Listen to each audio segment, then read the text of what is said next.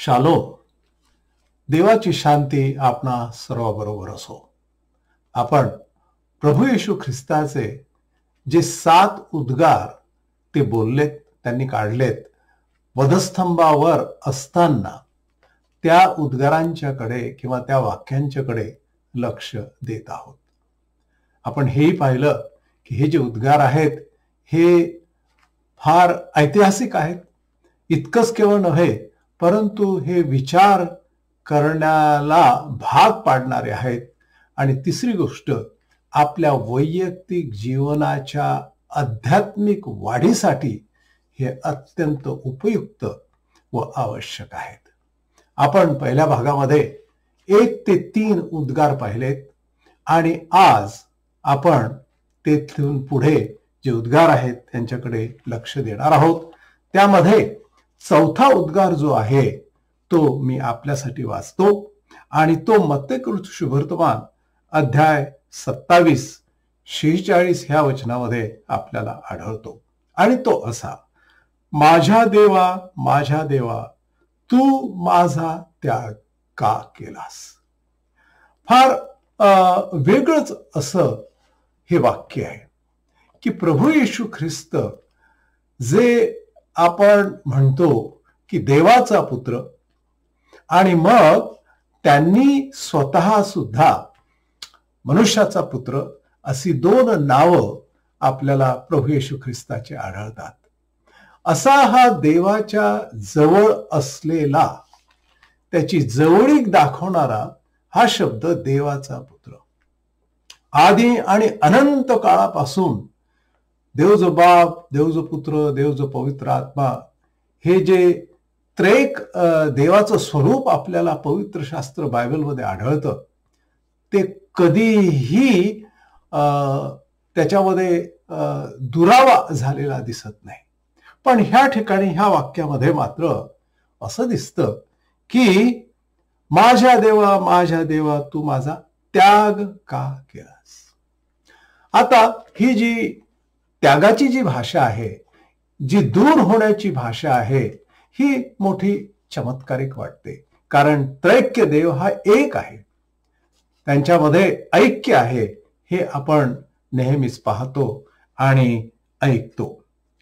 मग खरं पाहिलं तर आपण थोडाफार इतिहासाचा विचार करूया की केव्हा केव्हा देव बाप ह्याने त्याच्या लोकांना किंवा त्याच्या भक्तांना केव्हा त्याने दूर केलं, किंवा त्यांचा त्याग का केला आणि केव्हा केला, हे पाहणं आवश्यक आहे. आणि त्यावरून मग आपल्याला कळतं की त्यामध्ये काहीतरी वेगळं आता ह्या ठिकाणी शिजत आहे. ह्या ठिकाणी आपल्याला पवित्र शास्त्राकडे बघावं लागतं. जर आपण एदेन बागेमध्ये जर गेलो, त्या ठिकाणी आदाम आणि हवा त्यांनी आज्ञाभंग केला आणि त्याचा परिणाम असा झाला की त्यांना त्या बागेतून जावं लागलं. आणि तोच पहिला ज्या ठिकाणी आपण भाग म्हणतो, किंवा पहिली घटना जी आहे की देवाने त्यानेच बनवलेल्या मानवाला ज्यावेळेस त्याने आज्ञाभंग केला, त्या ठिकाणी आदाम आणि हवा ह्यांचा त्याने त्याग केला. आणि आपल्याला माहित आहे की त्या बागेमध्ये पुन्हा येण्याची फार बंदी त्यांना करण्यात आलेली आहे. पुढे आपल्याला असं दिसतं की जुन्या करारामध्ये शाऊल नावाचा राजा होता आणि सुरुवातीला तो देवाचा चांगला पाईक होता, पण हळूहळू तो देवापासून दूर गेला. आणि मग तो इतका दूर गेला की तो कोण आहे हे सुद्धा आपल्याला ओळखणं कठीण जातं त्याच्यानंतर. आणि मग देवाने त्याचाही त्याग केलेला आहे. इतकंच केवळ नव्हे, परंतु सर्वात महत्वाची एक घटना ती म्हणजे इस्रायल लोकांना इजिप्त ह्या मिसर देशातून देवाने काढलं, त्यांना मुक्त केलं आणि त्यांना बाहेर समुद्र दुभंगून त्यांना चमत्कार करून त्यांचा बचाव केला. आणि मग ते रानात आले आणि ज्यावेळेस त्या ठिकाणी आले त्यांची जी वृत्ती होती ती पूर्णतः बदलून गेली आणि ज्या लोकांनी देवाचा चमत्कार पाहिला, ज्यांना अन्न आणि पाणी परमेश्वराने पुरवलं, तेच लोक मात्र आता देवाची निंदा करायला लागले. देवाचा भक्त मोशे ह्याची निंदा करायला लागले आणि पुढे देवालाच नाव बोटं ठेवायला लागले की देवाने आम्हाला कशाला ह्या ठिकाणी आणलं, आम्ही तिकडेच बरे होतो. आणि तुम्हाला माहित आहे, अशामुळे त्याचाही परिणाम असा झाला की देवाने त्यांचा त्याग केला आणि सांगितलं की ही जी पिढी आहे ही ह्याच रानात अशीच मरणार. आणि इतकंच केवळ नव्हे, परंतु त्यांना हेही सांगितलं की ज्या खनान देशामध्ये त्यांना जायचं होतं, तो बघायचा होता, ही पिढी तो खनान देश पाहू शकणार नाही, तर त्यांच्या कबरा ह्याच रानात त्यांना मिळतील. देव त्याग करणारा आहे आणि तो त्याग कोणत्या कारणाने केला हे आपल्याला ह्या ठिकाणी स्पष्ट दिसतं. विशेष करून ज्यावेळेस दावीद राजा हा एका चुकीमध्ये सापडला, ज्यावेळेस त्याने एक फार मोठं पाप केलं, त्यावेळेस त्याच्या शब्दांच्या मध्ये आणि त्याच्या स्तोत्रांच्या मध्ये एका ठिकाणी त्याने म्हटलेलं आहे की हे देवा, तुझं जे मुख आहे ते माझ्यापासून फिरवू नकोस. म्हणजे याचा अर्थ असा की माझा त्याग करू नकोस. हो, माझ्या हातून ही चूक झालेली आहे, परंतु मला सोडू नको. आता ह्या सर्व ठिकाणी आपल्याला दिसतं की एक विशिष्ट कारण ह्या सर्व उदाहरणांच्या मध्ये आपल्याला दिसतं. ज्या ज्या वेळेस देवाची आज्ञा मोडली किंवा एखाद्या चुकीमध्ये किंवा पापामध्ये लोक किंवा व्यक्ती सापडलेत, देवाने त्यांचा त्याग केला आणि पूर्ण जुन्या करारामध्ये संदेष्टांच्या मध्ये ही उदाहरणं आपल्याला सतत पाहायला मिळतात. प्रश्न असा आहे की जर ती कारणं आहेत, देव लोकांचा त्याग करतो, तर प्रभू येशू ख्रिस्ताच्या बाबतीत कोणतं कारण होतं? हा एक वाजवी प्रश्न आहे बरं का. जर आपल्या मनात आला असेल तर मग कोणतं कारण होतं? आपण देवाच्या वचनामध्ये पाहतो की तो निर्दोष निष्कलंक देवाचा कोकरा होता. 1 पेत्र 1:19 मध्ये सांगितलेलं आहे. त्याच्या जिभेवर एक पाप नव्हतं, त्याच्या मुखात एक लबाडी आली नाही, इतका हा संपूर्णपणे पवित्र असा देवाचा पुत्र, देवाचा कोकरा. मग ह्याच्या बाबतीत हे शब्द का आलेत की माझ्या देवा तू माझा त्याग का केला? जर हेच कारण आहे तर मग मात्र आपल्याला शोधणं आवश्यक आहे आणि तो शोध आपण ह्या ठिकाणी केला पाहिजे. इथं असं म्हटलेलं आहे की माझा त्याग केला. आपल्याला हे माहित आहे की प्रभू येशू ख्रिस्त हे सत्यच बोलत आलेत आणि जर हा शब्द त्यांनी वापरला याचा अर्थ असा की त्यात काहीतरी नवे पूर्ण सत्य असलं पाहिजे. संत पौलाने 2 कोरिंथ 5:21 मध्ये असं म्हटलेलं आहे की त्याने आपलं पाप आपल्या शिरावर स्वतःचं पाप म्हणून घेतलेलं नाहीये, पण आपलं घेतलं. म्हणजे सगळ्या जगाचं, सगळ्या मानव जातीचं, आणि ह्या मानव जातीच्या पापाला त्याने आपल्यावर घेतलं. आणि मग संत पौल असं म्हणतो, पुढे एक शब्द वापरतो की तो ख्रिस्त पाप झाला. म्हणजे प्रत्यक्ष प्रभूला जर आपण पाहिलं आणि त्या पवित्र डोळ्यांनी जर पाहिलं तर आपल्याला हे दिसतं की संपूर्ण जगाचं त्याच्यावर पाप आहे, तो प्रत्यक्ष पापच झाला. आपल्याला असं दिसतं ह्या पुस्तकांच्या मध्ये, जुन्या करारांच्या, की देव हा पवित्र आहे आणि त्याच्याकडून जी अपवित्रता आहे, अमांगल्य आहे, ते सहन होत नाही, ते पाहावत सुद्धा नाही असं आपल्याला दिसतं. त्याचं पावित्र्य तो पावित्र्याने मंडित आहे. हबक्कूक ह्या पुस्तकामध्ये 1 अध्याय आणि 12 वचनामध्ये, हे परमेश्वरा माझ्या देवा माझ्या पवित्र प्रभू, तू अनादी काळापासून आहेस ना. पवित्र सुरुवातीपासून, अनादी अनंत कालापासून आहे. 13व्या वचनामध्ये हबक्कूक हा संदेष्टा म्हणतो की तुझे डोळे इतके पवित्र आहेत की दुष्टता तुझ्याने पाहावत नाही. आता मात्र आपल्याला त्याचा थोडासा उलगडा होतो की ज्यावेळेस प्रभू येशू ख्रिस्तांनी आपल्यावर संपूर्ण जगाचं पाप घेतलं, इतकंच केवळ नव्हे, संत पौल असं म्हणतो की तो पाप झाला आपल्यासाठी, अशासाठी की आपल्याला तारण प्राप्त व्हावं. आणि देव आता जो परमपवित्र, जो पाप पाहू शकतच नाही त्याच्या डोळ्यांनी, प्रभू येशू ख्रिस्ताकडे पाहत आहे. आणि मग नक्कीच जो त्याग म्हटलेला आहे तो त्या कारणाने घडलेला आहे असं आपल्याला स्पष्ट दिसतं. सर्व जगाचं पाप घेऊन तो स्वतःच अर्पण करण्यासाठी त्या वधस्तंभावर गेलेला आहे.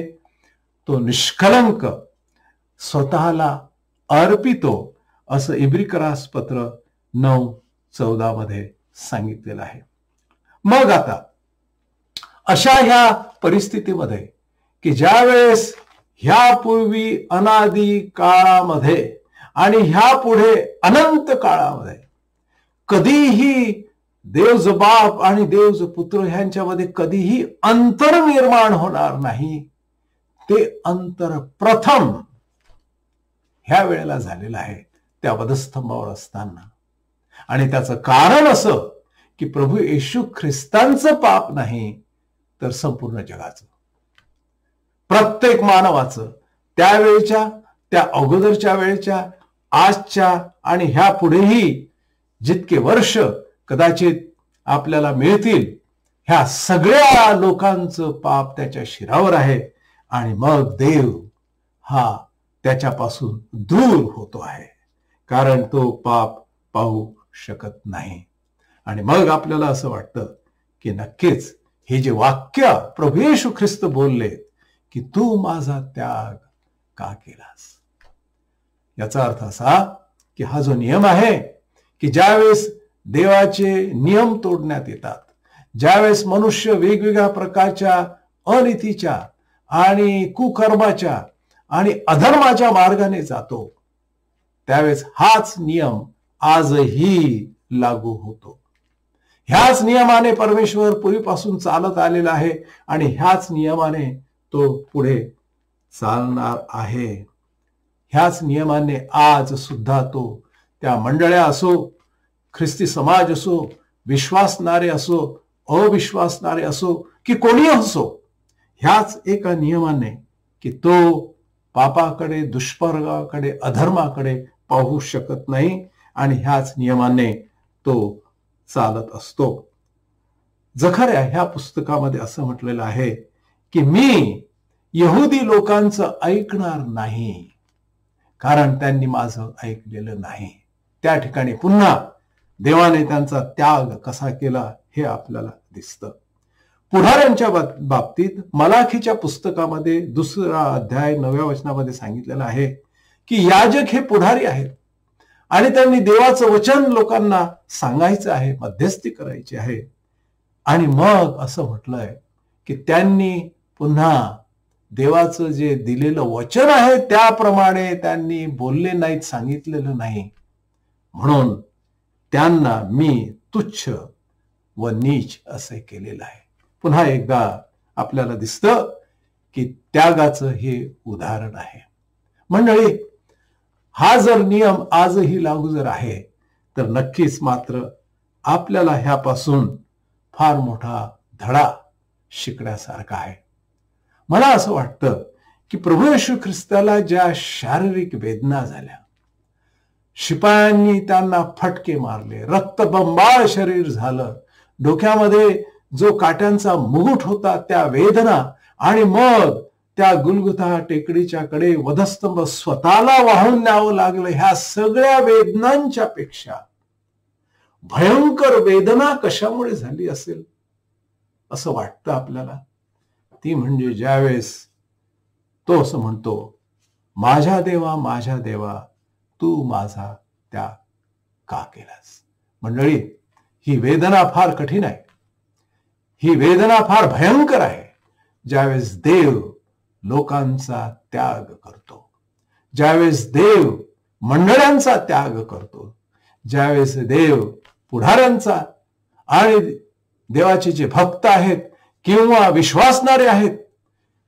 एक काळ असा होता की कदाचित आपण मजबूत होतो आणि मग हळूहळू देवाच्या विश्वासामध्ये, देवाच्या कार्यामध्ये, देवाच्या भयामध्ये आपण अशक्त आणि दुर्बळ होत गेलो.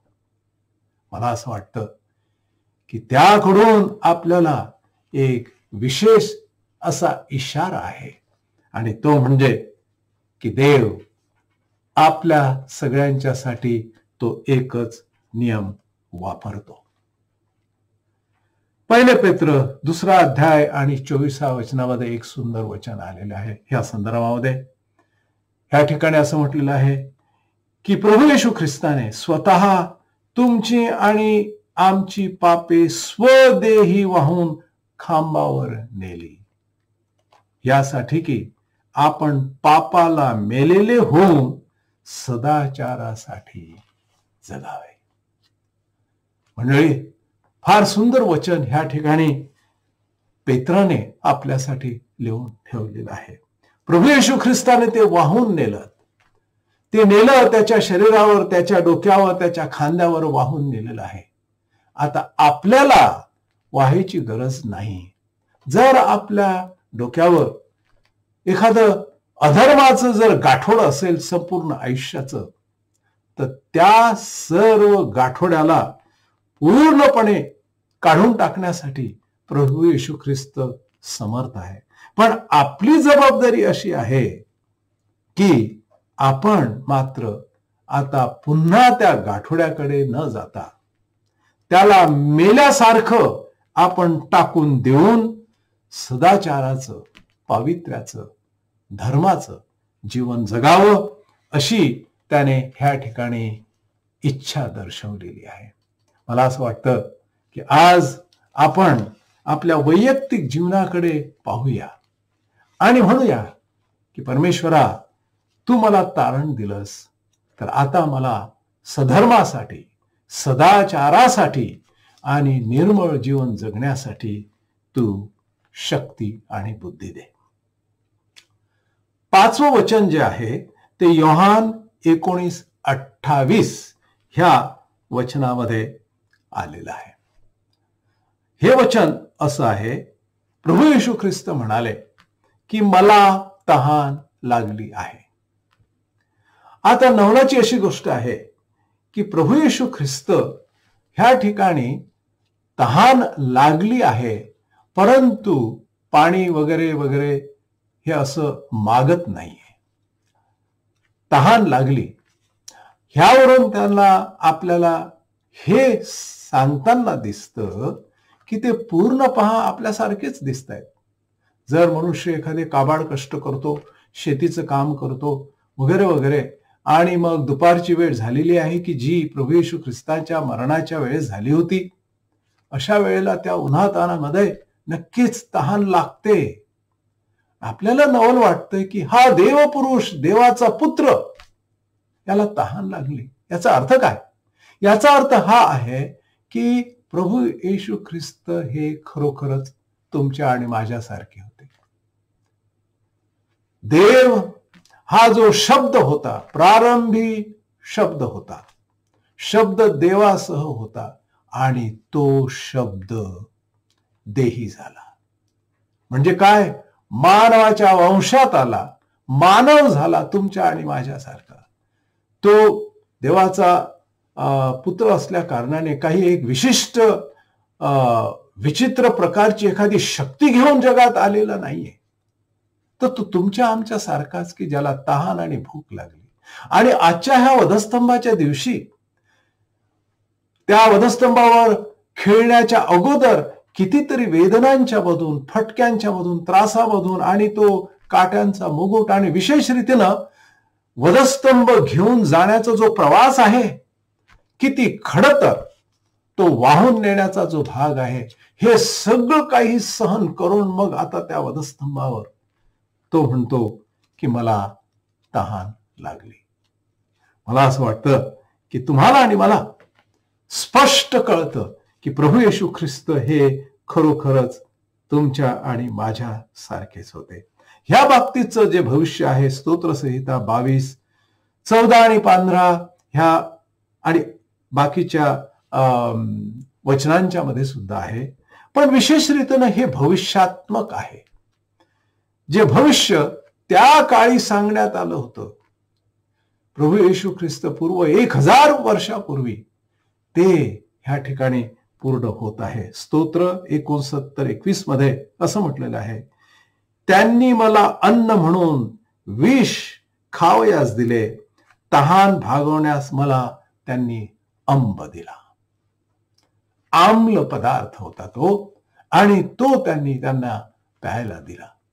नवलाची गोष्ट आहे की सर्वच बाबतीत त्याच्या मानवी जीवनात आणि देहात त्याच्या काय गरजा आहेत आणि त्या गरजा केव्हा येणार आहेत, ह्याचं भविष्य पुरेपूर ह्या ठिकाणी पूर्ण होत आहे.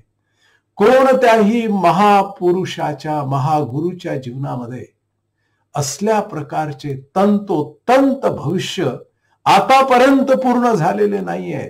हा फार मोठा चमत्कार आहे की हे भविष्य प्रभू येशू ख्रिस्तांच्या बाबतीत पूर्ण झालेत. खरोखरच तो तुमच्या आणि माझ्यासारखाच माणूस होता.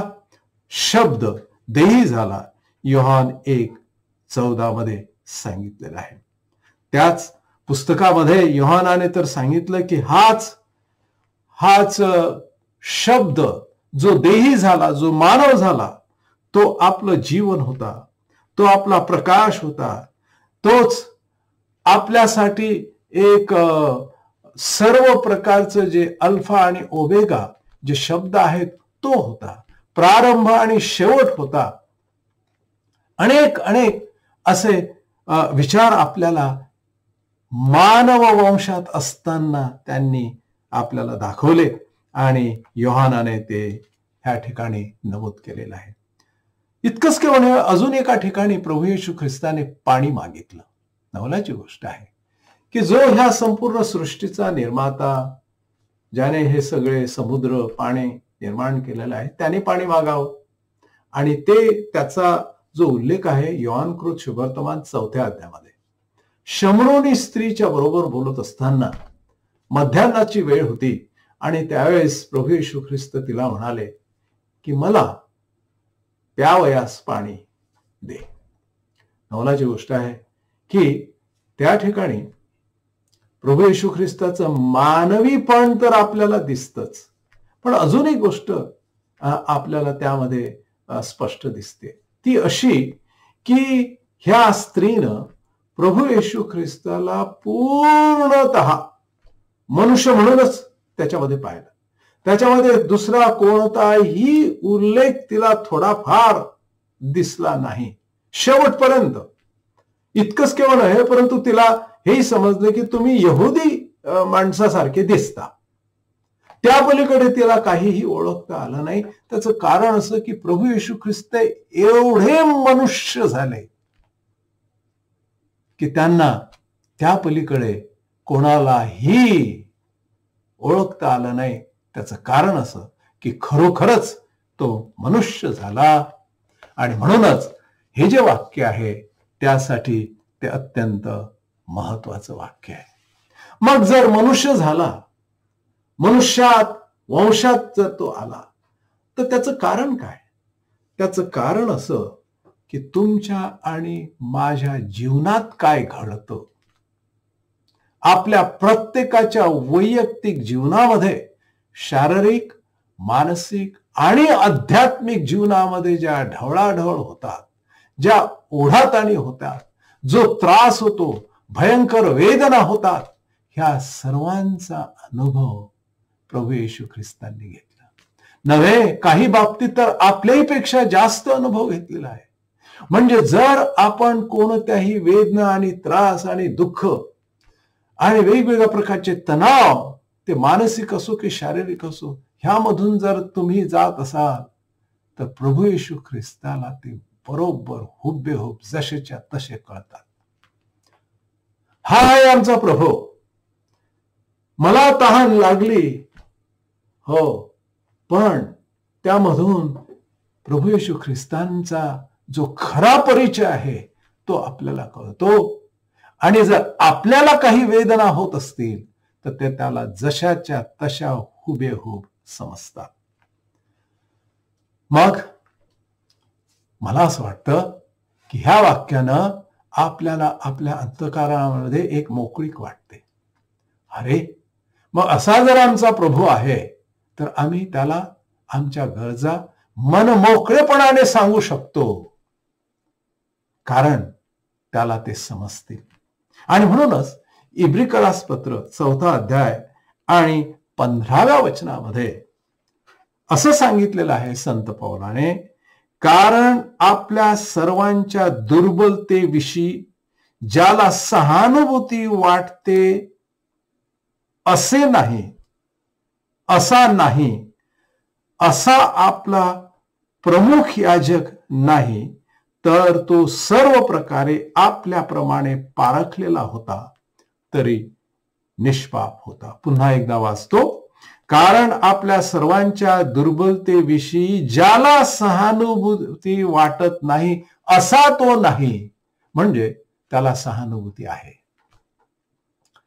आपल्या सर्वांच्या वेदनांच्या बाबतीत त्याला कळतं, त्याला समजतं आणि त्याला सहानुभूती आहे. इब्रिकरास पत्रामध्येच त्याला थोर याजक आणि मध्यस्थ असं म्हटलेलं आहे.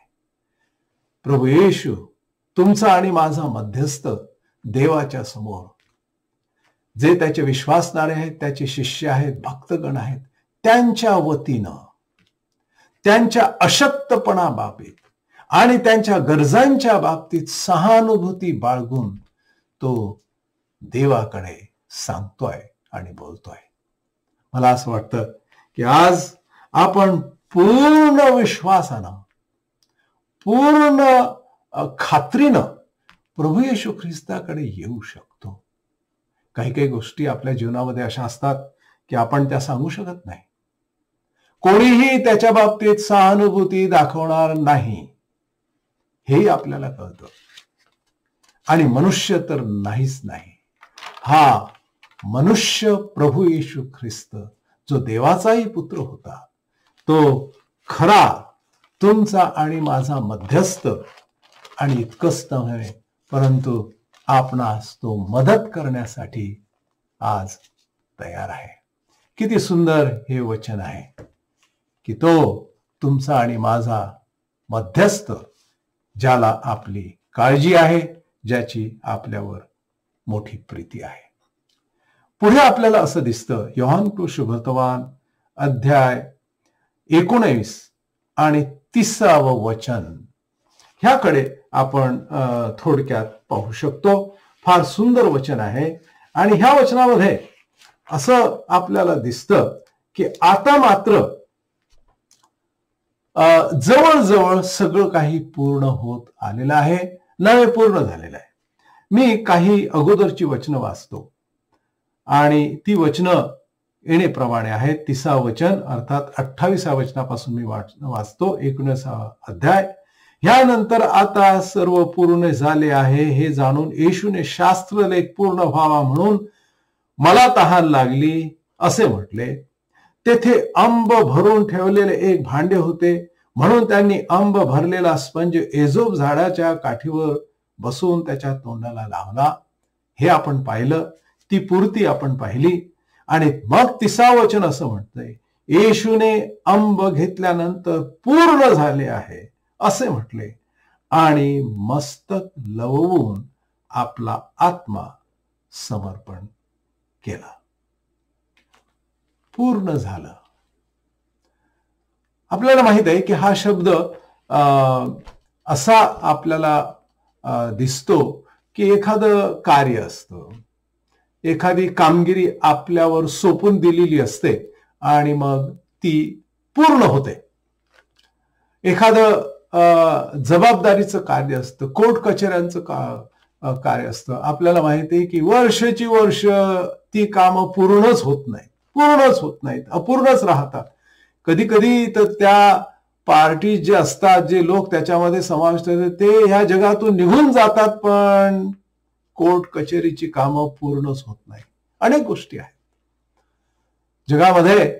पुष्कळ लोक असे आहेत, पुष्कळ कामं असे आहेत, पुष्कळ प्रोजेक्ट्स असे आहेत की ते पूर्ण झालेले नाहीत, अपूर्ण झाले.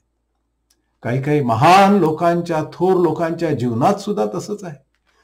काही काही आध्यात्मिक लोकांच्या जीवनामध्ये सुद्धा त्यांचं जीवन, वैयक्तिक जीवन जर पाहिलं, नीती जीवन जर पाहिलं, तर पुष्कळदा आपल्याला अपूर्णता आढळते. प्रभू येशू ख्रिस्तांनी मात्र असं म्हटलं की पूर्ण झालं. काय पूर्ण झालं प्रभू येशू ख्रिस्ताच्या संदर्भामध्ये? आणि ते आता वधस्तंभावर आता शेवटी प्राण सोडणार, त्याच्या अगोदरचं हे वाक्य आहे. तुम्हाला माहित आहे, हे आध्यात्मिक कार्य होतं. ही सगळी काही बाब आपल्याला दिसते आहे वधस्तंभावर खेळण्याची, प्रभू येशू ख्रिस्ताची जाण्याची. ही सर्व आत्मिक आणि आध्यात्मिक जीवनासाठी आहे. त्याच्यामध्ये सर्व आपल्या मानवाच्या गरजा ह्यांची पूर्ती होते.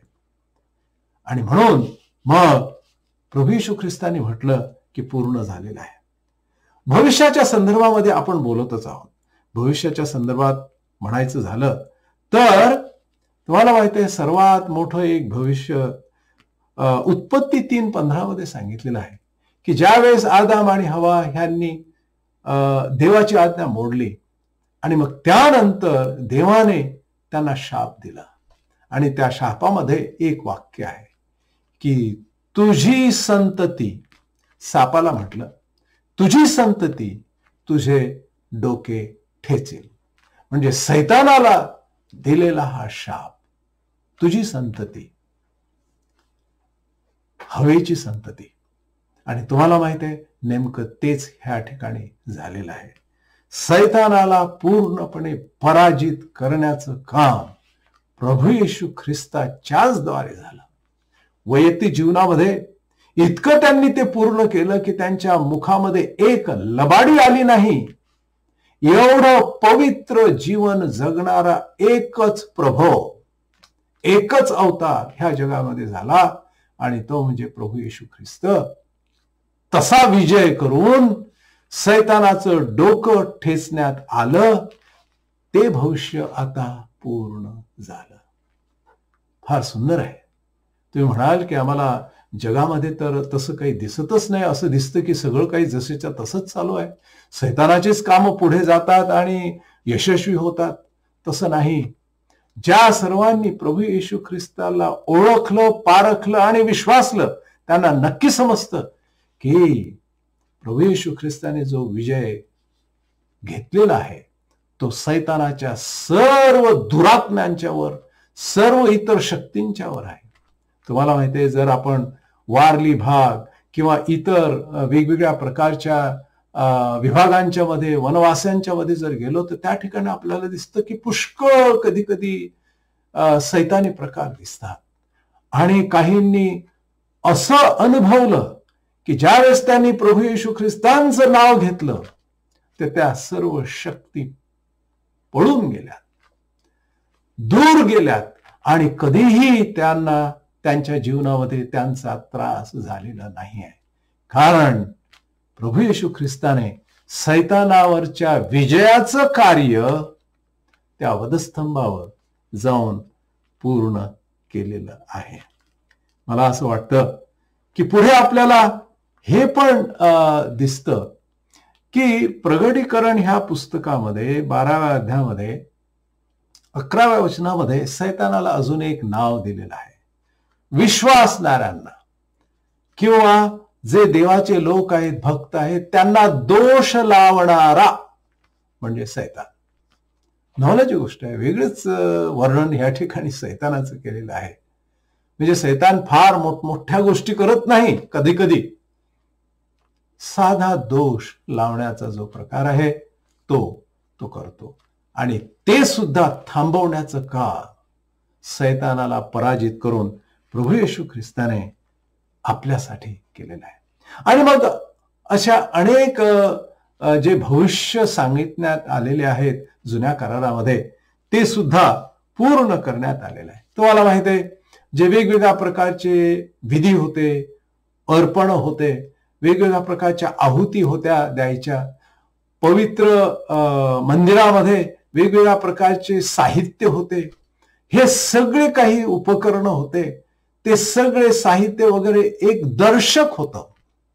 आणि ते दर्शक कशासाठी, कोणाकडे होते, तर ते प्रभू येशू ख्रिस्तांचं दर्शक होतं. आणि ती सर्व दर्शक जर एका ठिकाणी गोळा केली तर तुम्हाला माहित आहे ते कुठं एकत्र जमतात, गोळा होतात? प्रभू येशू ख्रिस्ताच्या मध्ये. प्रभू येशू ख्रिस्ताच्या वैयक्तिक जीवनामध्ये आणि विशेष रीतीने त्या आहुतीमध्ये, यज्ञामध्ये ते पूर्ण होतात.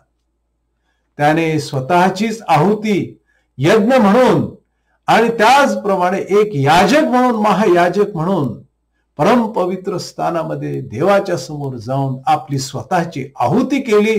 आता याच्या पुढे कोणताही अर्पण, कोणतीही आहुती, कोणतेही यज्ञ, काहीही करायची गरज नाही.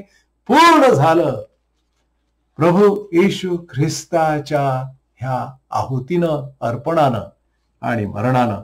आणि म्हणूनच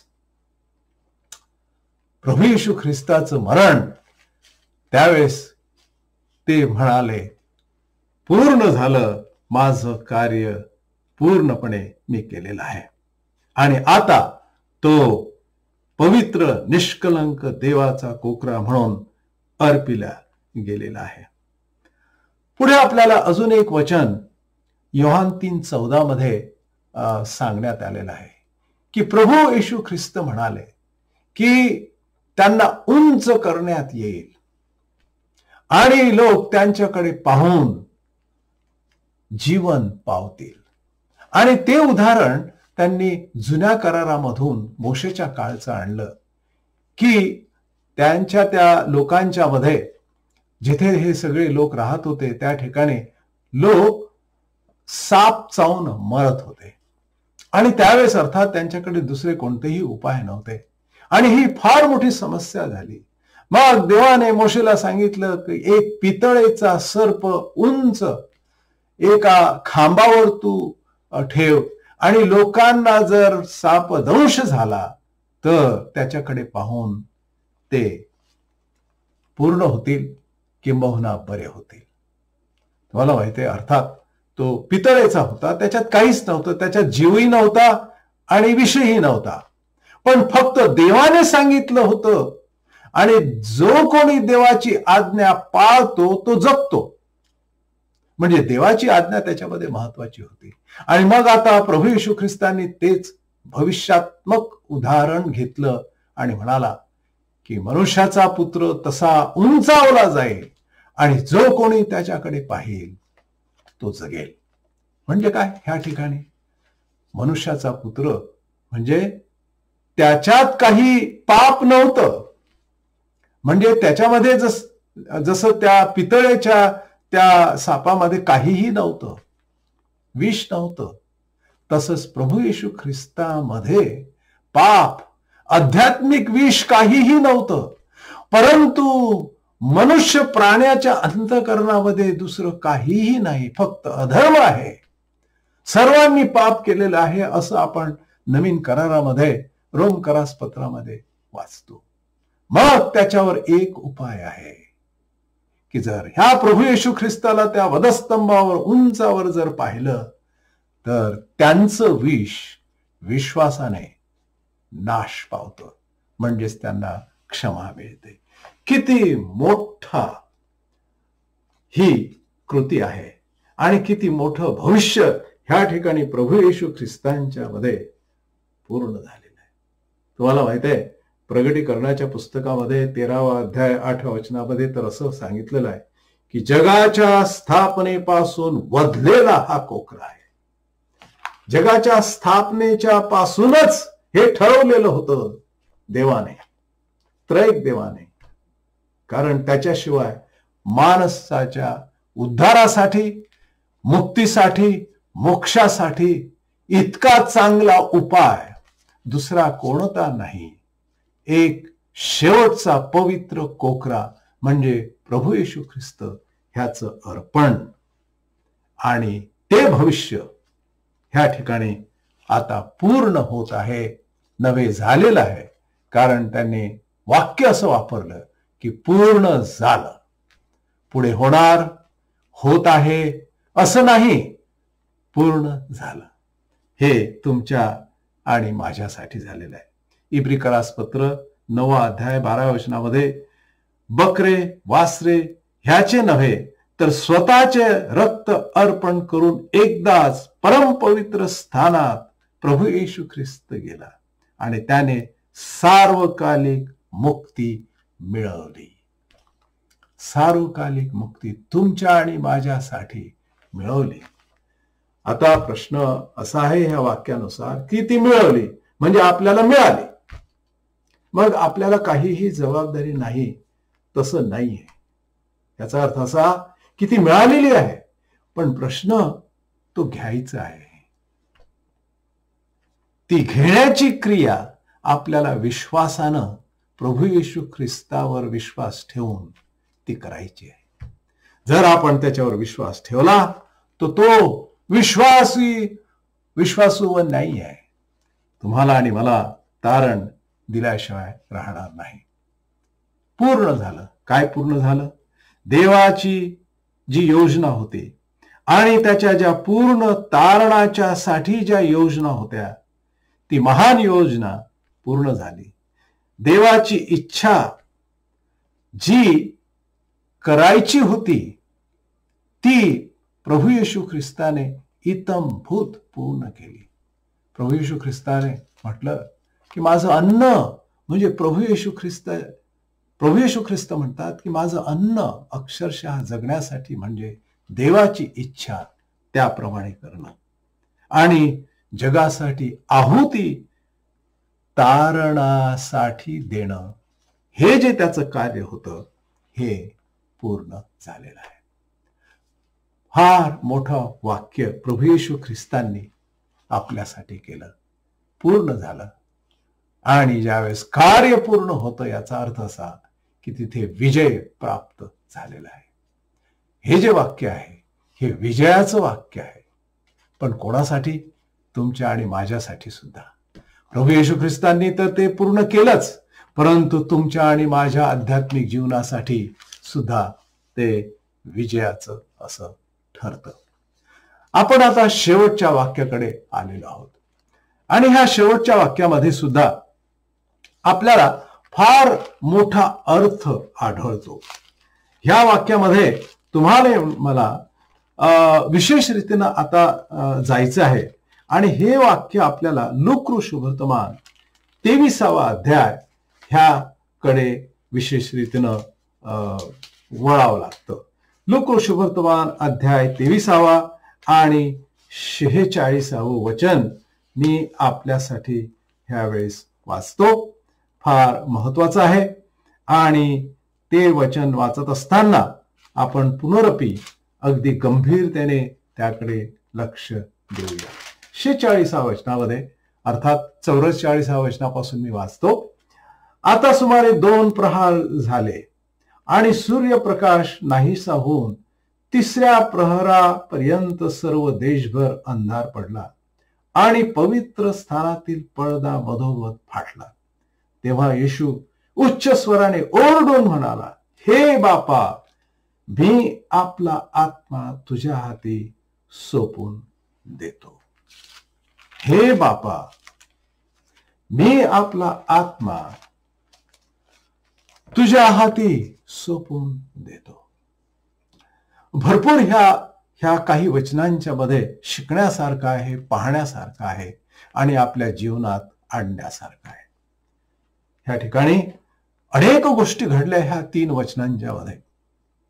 त्याकडे पाहत असताना आपण हे पाहू शकतो की शेवटी तो हा शब्द वापरतो, हे बापा. यहोवा ह्या देवासाठी, परम पवित्र देव त्याच्यासाठी प्रभू येशू ख्रिस्तांनी वापरलेला अनेकदा हा शब्द आहे बापा. हा कौटुंबिक शब्द आहे. आपल्या दैनंदिन जीवनामध्ये जसा आपण वापरतो त्या काळामध्ये सुद्धा कौटुंबिक जीवनामध्ये वापरणारे लोक होते. याचा अर्थ असा की देव आपल्यापासून काही फार लांब नाही. देव जरी हा जगाचा नियंता आहे, प्रभू आहे, निर्माता आहे आणि सर्व शक्तिमान आहे, पण हाच देव तुमच्या आणि माझ्या पित्यासारखा आहे, हे बापा. आणि त्याचबरोबर देव आणि प्रभू येशू ख्रिस्त ह्यांचं जे नातं आहे ते आपल्याला ह्या ठिकाणी समजून येतं. आणि ते पूर्वीपासूनचं नातं आता ह्या शेवटच्या क्षणाला सुद्धा तेच नातं आहे. तो म्हणतो, प्रभू येशू ख्रिस्त म्हणाले, हे बापा, मी आपला आत्मा तुझ्या हाती सोपवून देतो.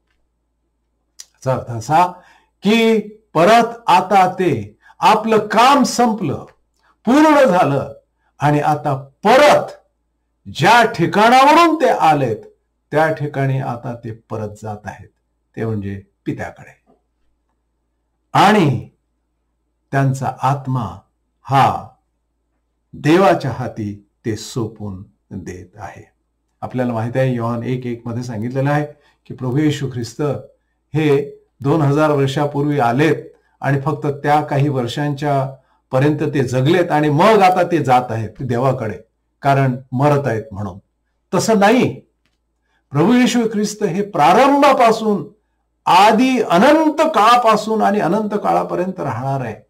आदी आणि अनंत, प्रारंभ व शेवट, अल्फा आणि ओमेगा, ही जी नाव आहे ही प्रभू येशू ख्रिस्तांची आहेत. आणि म्हणून ते फक्त त्या कालापुरते आणि मरणामुळे आता ते तिकडे जात आहेत असं नाही आहे. प्रभू येशू ख्रिस्त परत त्या ठिकाणी जात आहेत की ज्या ठिकाणावरून ते आले. आणि म्हणूनच असं म्हटलेलं आहे की प्रारंभी शब्द होता, तो देवासह होता, योहान 1:1 मध्ये सांगितलेलं आहे.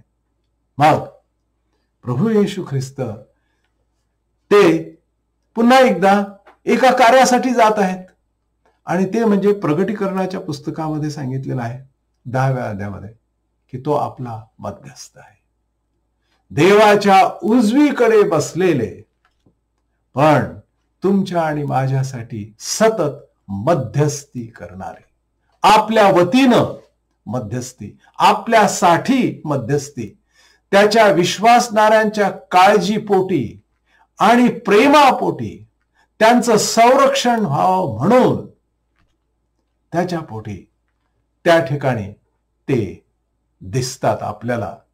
आणि तसल्या प्रकारचं वर्णन ह्या ठिकाणी सांगितलेलं आहे. प्रभू येशू ख्रिस्तांनी जी प्रार्थना केली, शेवटची प्रार्थना सगळ्यांच्यासाठी, महायाजकीय जी प्रार्थना आहे, त्या प्रार्थनेमध्ये प्रभू येशू ख्रिस्ताने म्हटलेलं आहे, पित्याच्या जवळ प्रार्थना केली की हे जे शिष्य आहेत, हे माझे विश्वासणारे आहेत, विश्वास ठेवणारे आहेत, हे जगात आहेत, मी तुझ्याकडे येतो आहे, पण हे जगात आहे.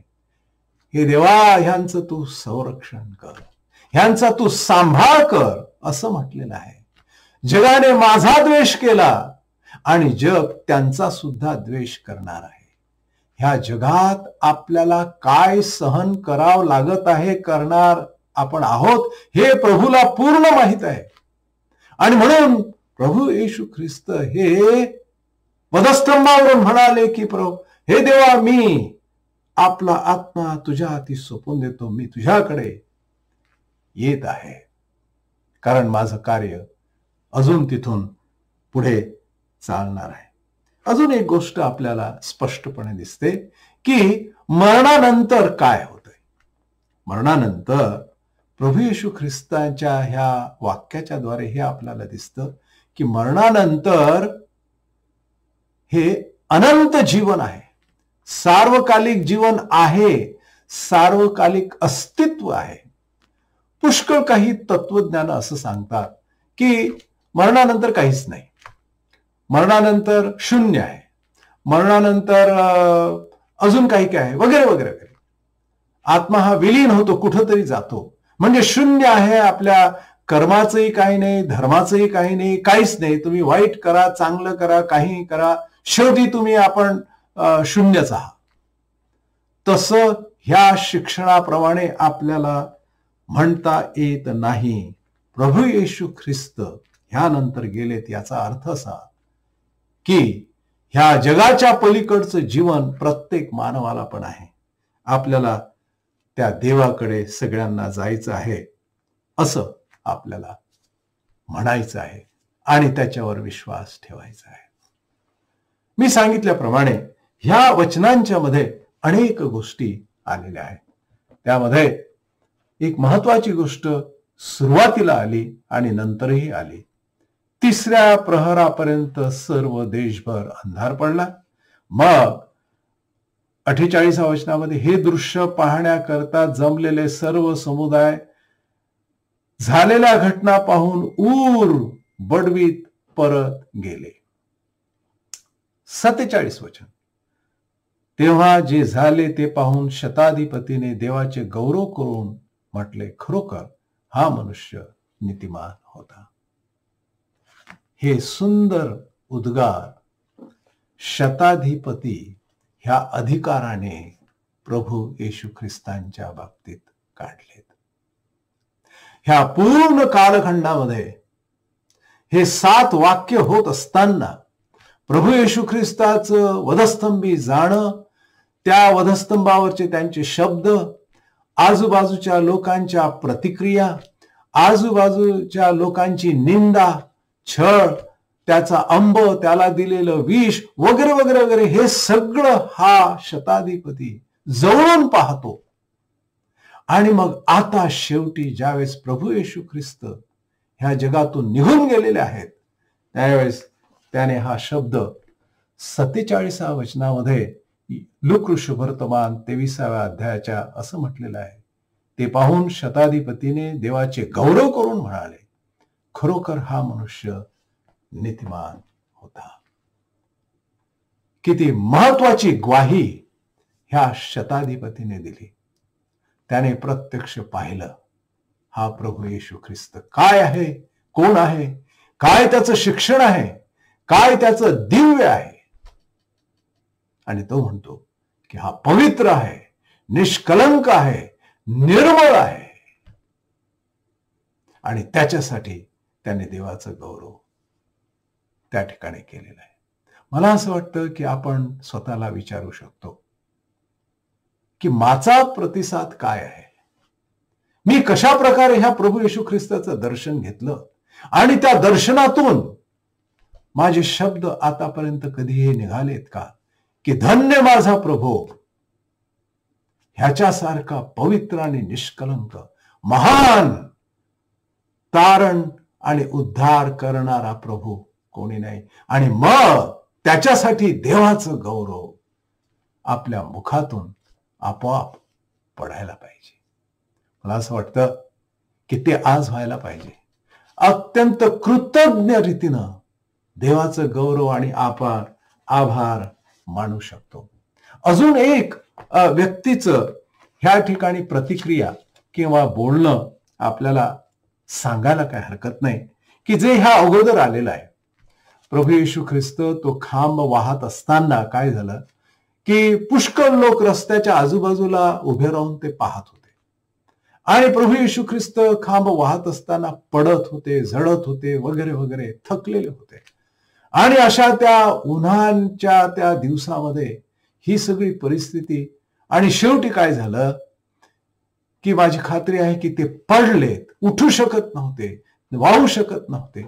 आणि म्हणून एका शिपायाने काय घेतलं की तिथं उभा असलेला एक मनुष्य जो आहे त्यालाच घेतलं आणि जवळजवळ ओढलं त्याने गर्दीतून, आणि त्याच्यावर तो वधस्तंभ त्याच्यावर लादला. तसा तो शब्द आहे. आणि त्याचं नाव आहे शिमोन कुरनेकर म्हणून. आपण ऐकलं असेल ह्या गोष्टीमध्ये. आणि मग त्याला नाईलाजानं हा वधस्तंभ घेऊन चालावं लागलं. नाईलाज झाला, कारण शिपायाने त्याला ओढलं आणि वधस्तंभ त्याच्या. आणि मग आता काय झालं की प्रभू येशू ख्रिस्त थकलेले आहेत, भागलेले आहेत, पडलेले आहेत, खंगलेले आहेत, रक्तबंबाळ आहेत.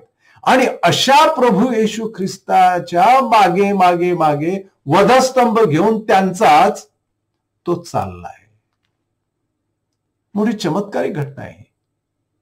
तुम्हाला माहित आहे, अचानकपणे त्याच्यावर ही जबाबदारी आली, न कळत आली असं म्हणायला कारण जबरदस्तीनं आली. मग पुढे पुढे त्यांना प्रभू येशू ख्रिस्ताला जवळून पाहता आलं, निरखता आलं. आणि मग त्यांच्या लक्षात आलं की हा मनुष्य निर्दोष आहे, पवित्र आहे, इतका चांगला आहे, आणि तरीही मात्र त्याच्यावर एवढा मोठा दोष आणून त्याला वधस्तंभावर खेळण्यात येत आहे. त्याची जाणीव झाली त्याला. आणि मग त्याला उलट असं वाटलं की मी जे हे काही करतोय ह्या महान पुरुषासाठी, ख्रिस्तासाठी, हे उलट चांगलं आहे, किती आनंदाचं आहे. आणि उलट ते त्याला अचानक का आलेली गोष्ट, जबाबदारी आवडायला लागली. आणि मग पुढे असं म्हणतात की तो ख्रिस्ताचा चांगला आणि पक्का अनुयायी झाला. मुळात तो शेती करणारा होता आणि तो एका आफ्रिकेच्या देशातला होता आणि त्या ठिकाणी तो आलेला होता. तुम्हाला माहित आहे, इतिहासकार असं सांगतात की हाच शिमोन कुर्णेकर नंतर मग तो त्याच्या देशात गेला, एक पक्का आणि चांगला अनुयायी म्हणून गेला. त्याला 2 मुलं होते. ही 2 मुलं सुद्धा मग चांगल्या विश्वासामध्ये, ख्रिस्तामध्ये, त्याच्या वचनामध्ये वाढली. त्याचं पूर्ण घराणं ख्रिस्ताचे भक्त झालेत. इतकंच केवळ नव्हे, परंतु त्याचे दोन्ही मुलं ख्रिस्ताचे सेवक झाले. आणि असं म्हणतात की त्यांच्या त्या देशामध्ये ते बिशप झाले, मोठे भक्त झाले. तुम्हाला माहित आहे, अचानक ख्रिस्ताचं दर्शन घडलं आणि तेही अशा परिस्थितीमध्ये, पण ख्रिस्ताला जवळून पाहता आलं. आणि प्रतिसाद त्याने इतका चांगला दिला की शेवटी पूर्ण घराणंच बदलून गेलं. घराण्याचा पूर्ण इतिहास बदलला आणि हजारो लोकांना त्याच्या कुटुंबाच्या द्वारे ख्रिस्ताचं नाव कळलं. मंडळी, आज तुमचा आणि माझा प्रतिसाद काय आहे ह्या ख्रिस्ताला, त्याचं जे शिक्षण आहे आणि त्याचं जे जीवन आहे? तुम्हाला माहित आहे, मला कधी कधी असं वाटतं की ह्या शेवटच्या ह्या शब्दाच्या उद्गाराच्या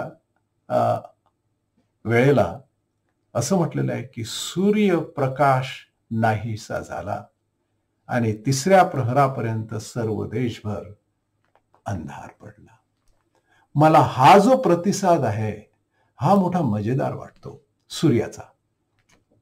सूर्याने आपलं नैसर्गिक जे कार्य आहे ते बंद केलं आणि संपूर्ण देशावर अंधार होता.